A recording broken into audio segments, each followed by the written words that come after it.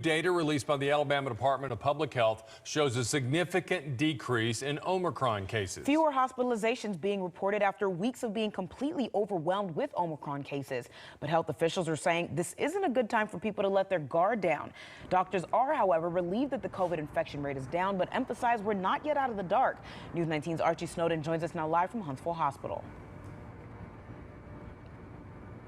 Even though the number of Omicron cases are dropping, health officials are saying, why turn your back on an enemy that has claimed over 17,000 lives in the state of Alabama? Schools are now ending those mask mandates as the risk to this virus remains high.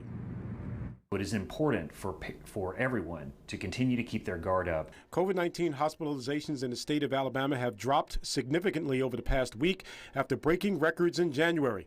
Hospitals were overwhelmed. Just last week, the Alabama State Department of Public Health reported 3,000 COVID hospitalizations and diagnosed over 17,000 people tested positive with the virus. But those cases are dropping. We've seen our percent positivity drop from almost 50% to right around 25%. And our daily cases have dropped from somewhere in the range of 17,000 down to last week between 2 and 5,000 over the week. Dr. Wes Stubblefield says that it is still a massive number of cases.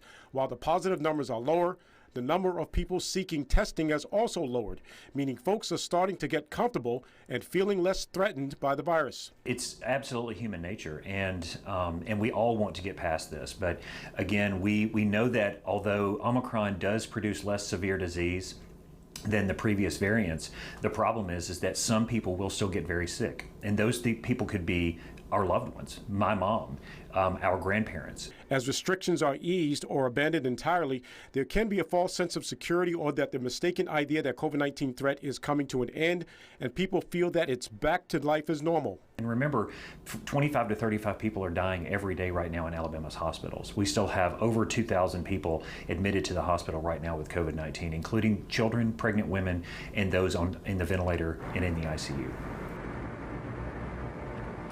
And Dr. Stubblefield says again that the mask mandates are handed down by the school districts themselves and that everyone should be aware and do not relax as the threat to the virus still remains. Live in Huntsville, Archie Snowden, News 19.